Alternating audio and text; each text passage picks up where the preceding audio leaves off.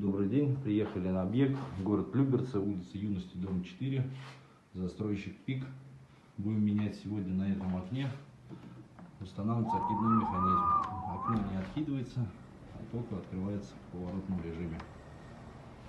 Соответственно, проблема, как и всего ПИКа, это вырезанная резина, откуда у нас сифонит принудительный клапан.